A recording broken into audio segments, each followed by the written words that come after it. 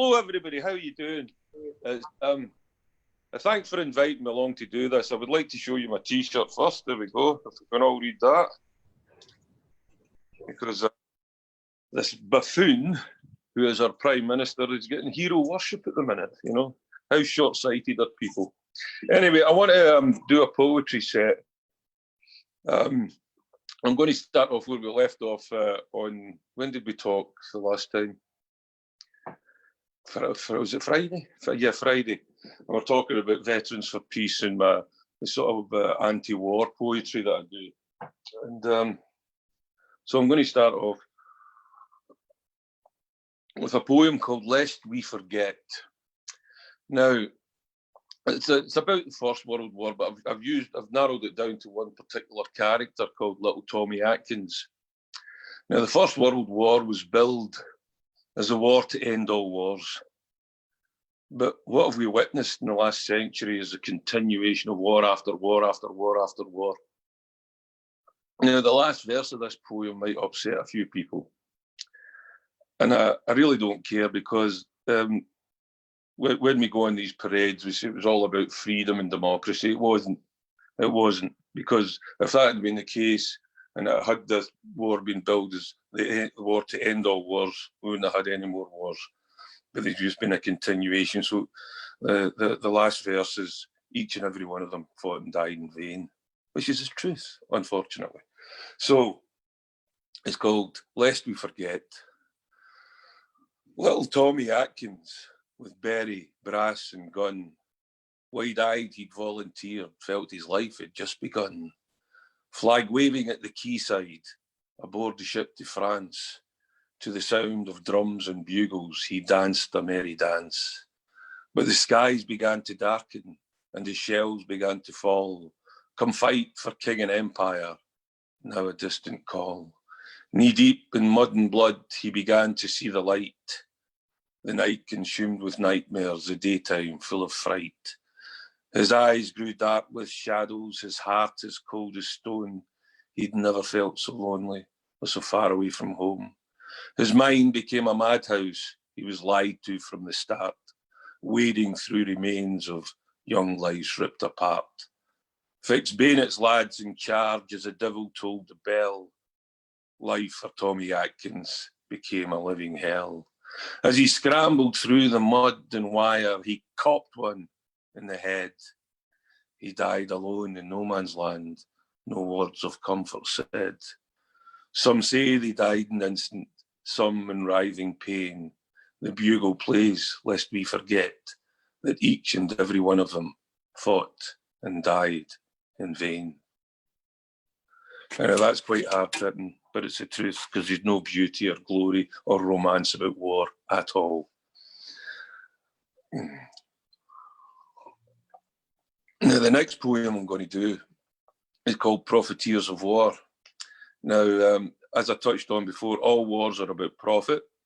The First World War was about keeping rich bastards rich and royal bastards royal, squabbling cousins and trading routes and fading empires. And the Second World War was not much different. Now, we've got to remember that this military worship we seem to have in this country and in many other countries, under the present circumstances today, if people started to take to the streets, being hungry and skint and broke and losing their money, who do you think these soldiers would be protecting? Would they be protecting us? I think they would have their backs to the rich and the rifles would be pointing at us. It's happened many, many times before. The Peterloo massacre in Manchester, where the cavalry charged people protesting. When Churchill sent the soldiers to shoot Welsh miners that were striking, he also sent a tank to Glasgow and put a battleship in the Mersey. The military are there to protect the rich.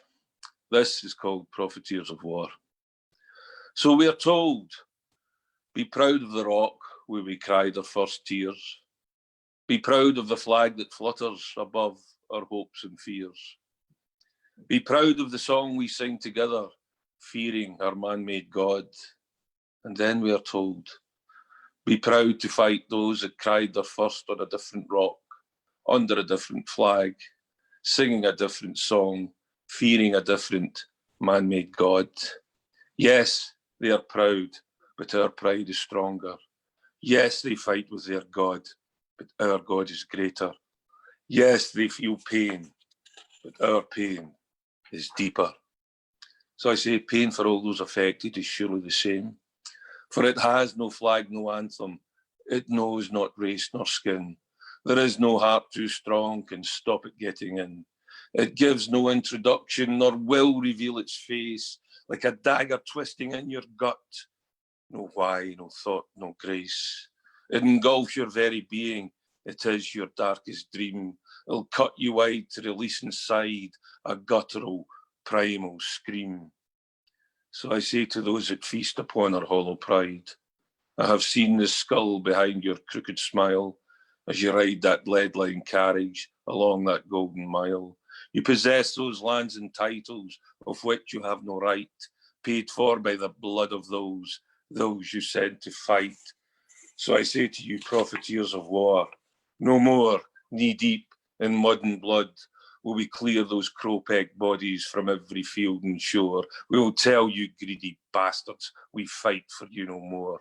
We will turn our back on dignitaries and monarchs laying wreaths. We will tell you, greedy bastards, this slaughter has to cease. We will not clear those crow-pecked bodies from every blood-soaked field and shore. We will tell you, greedy bastards, we die for you no more. Thank you. The next one's called Fallen Heroes, and boy, don't they love a parade. You know, when I witness, well, I don't watch it anymore, I don't even go to it anymore, the Remembrance Sunday farce, you know, and I see monarchs and politicians laying wreaths of poppies, these very people that profiteer from war and bloodshed. It's absolute hypocrisy and it stinks. This is called Fallen Heroes. The sun comes up to cast its warmth on the remembrance parade. To all our fallen heroes, a meaningless charade. Hoof on cobble, beast well brushed, the bones of fallen heroes crushed. Shiny leather, bayonets gleam, mass bands start up to hide a fallen hero's scream. And royals in red tunic dressed with Poundland medals on their chest and dignitaries with sombre face clad in suit and tie as fly-by fighter jets corrupt the peaceful sky. With heads low bowed march past the crowd, the living soldiers breathe, lay at the cenotaph a poppy gilt red wreath. Salute the mothers who felt the pain, the ones that suffered most. Weep for our fallen heroes, now a band of ghosts. Lest we forget, let's drink a toast. Our fallen heroes, our band of ghosts. Thank you. Now, the next one is called Citizen X. I don't think I need to introduce it. It's just years and years, hundreds and hundreds of years of subjugation and conditioning that we've learned to doff our caps to these people that are considered better than us. They're not. They're a bunch of gangsters. And I'm talking, of course, about the monarchy, particularly here. This is called Citizen X. I was born a citizen, not a subject, a servant, a slave.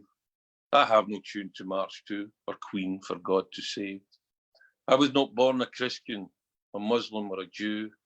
I've no flag of any colour, red or green or blue. No coat of arms defines me, no national dress to wear, no one to go to war with, no cross of guilt to bear. I have no locks to guard me, or borders made by men. I carry with me love, my thoughts, my verse, my pen. I was not born to be a subject, or bound by man-made rules, to be a servant or a slave, or to bow my head to fools. Thank you. Right. I'm finding it difficult under the present circumstances to accept everything that I'm hearing, you know, because these people are renowned liars. Boris Johnson in particular is a renowned liar. He's a profiteer. He's all out for himself. So don't be fooled by this bullshit we're seeing on the television about Boris being a hero. I, for one, personally think he was dragged away from the cameras because he couldn't put a coherent sentence together. The man is an utter idiot, and he's in charge. God help us. Can you imagine if Jeremy Corbyn had been in charge and ended up in hospital, what the papers would have been saying about him? Snowflake, pressure was too much for him, blah, blah, blah. Yeah, the same thing. They're talking about Johnson being a hero. Please give me a break. This is called the truth of the lie. The lie is evil draped in gold. The lie is mankind bought and sold. The lie is greed that screams for more. The lie is the oil-polluted shore. The lie is slavery, toil and debt. The lie is a life so full of regret. The lie is the chain of evil's curse. It's a lie that fills the rich man's purse. The truth, she knows no boundaries. She dances naked with no shame. No coat of arms, no statue, no need for a hall of fame. She's a shining light to guide us, to show us a better way. No need for man-made doctrine, to bow, to fear, to pray. Right, last dance, maybe. This is the last poem I wrote. It was a few days ago, and I had to go shopping. I had to go to Asda, and I witnessed, obviously, the social distancing, as you call it, social discomfort. And the way people were dancing around each other, they couldn't even make eye contact with you. They were heads bowed and going 6 feet circumference, like we were doing some sort of uncomfortable, awkward waltz. And I went home and I wrote this, it's called Last Dance, maybe, the awkward waltz. Shall we dance, my dear, 2 meters apart? Adopt our positions, gaze at our fear, and wait for the music to start. Step 2, 3, step 2, 3, step 2, 3, step. In time to the music, we whirl and dance. No touching, no holding, dare not take the chance. We move round the dance floor, now a barren wasteland. We dance to the music, but not hand in hand. Shall we dance, my beloved, and stay 2 meters apart? Adopt our positions, gaze at our fear, and wait for the music to start. Shall we dance through the streets now deserted, through the shops with rules taped to the floor? Shall we dance through the meadows and woodlands, leave our prints on a wet sandy shore? Shall we dance till the day becomes darkness? Shall we dance till the dawn choirs sing? Shall we dance till this bleakness has ended and wait for the church bells to ring? Shall we dance, my dear, 2 meters apart, adopt our positions, gaze at our fear, and wait for the music to start? Thank you. Right. I'm a wee bit croaky today. Quarantine for a month. Now, this next one. Muhammad Ali once said, if a man thinks the same at 50 as he does when he was 20, then he's wasted 30 years of his life. And this poem, excuse me, it was brought about, it was a conversation, I read the conversation that Muhammad Ali had with John Lennon. And John Lennon said to the guy, the more real you get, the more insane it's going to get. And that rung bells in my head. And I wrote this as a response to that conversation between two great men. It's called Reality Check. The more real life gets for me, the more insane things seem to be. I just don't get the human race. Most cannot see beyond their face. Instant access, HD, fast food, overlooking all that's good. At my fingertips, all to know, wrap up my life, I'll have it to go. Nature's bounty all laid before, but we're still not happy, we all want more. We think we're smart, we think we're clever, we think our race will go on forever. I observe mankind and shake my head. Is this the reason so many bled? To make us fat, to make us greedy, to make us selfish and also needy. Yes, the more real life gets for me, the more insane things seem to be. Thank you. Right. Now, I wrote this one a few days before the last dance that I wrote about, and it talks about self-harming, but we do that in many, many different ways. I mean, we all know about people that cut themselves, but what about smoking or drinking or negative thinking? Smoking or drinking or negative thinking. There we go. Write that one down. And it's how we as a species, I don't know if we're conditioned to hurt ourselves, put ourselves down and know our place. So although this is, I wrote it about me, it's about us as a species, it's about us collectively. And it's called Blood-Soaked Lace. Cut my flesh with razor wire, dress the wound with fine silken lace. Never managed to stop the bleeding or the source of my pain to trace. Cover the madness with alcohol, with weed or a sporting event. This pain in my head's like a squatter that's refusing to pay any rent. So cut my flesh with razor wire, dress the wound with fine silken lace, put on a smile, merge with the crowd, and try not to look out of place. So anybody that's suffering with any mental health issues at the minute, depression, I know how you feel. Okay, on a more positive note, you know, this one's called Soup for the People. I'll just read the poem, I won't introduce it. Soup for the people. The pot is boiling, full of hatred, unrest, resentment, bigotry, and the main ingredient, fear. A toxic soup is brewing, bubbling, boiling, spilling over, spilling its poisons all over this land. We need to turn down the heat. Let's add more flavoursome stock. A healthy dollop of tolerance, slice up with understanding, chop up and add education, stir with love, allow to simmer under the watchful eye of reason. Then slowly skim the toxins from the top and flush them away as the billionaires. Allow the goodness of our true essence to fuse. Then serve it all up, let peace be the ladle, and invite all of the people to come to the table. Now, I'm going to finish off with a poem I wrote many, many years ago, but I've rewritten it. It was called A Toast to All. I'm now going to call it A Toast to All Our Key Workers. So, before I read the poem, we had this apprentice contestant, and I'd been informed now that the guy's a judge. An entity called Claude Littner said that nurses who were struggling with a pittance pay should get a second job. He wouldn't know a hard day's graft if it jumped up and bit him in his overprivileged arse. And also that nauseating creature, Priti Patel, making comments about unskilled workers. Well, the irony that those she labelled unskilled have now been promoted to key workers. And I've looked at the list of key workers during this time of madness, and guess what? Neither Patel or Littner or their jobs get a mention. No millionaires, no billionaires either. So this is a poem that I've rewritten, and they need us, we don't need them. Toast our key workers. There's no such thing as self-made or self-made millionaire. We're all dependent on each other. We depend on human care.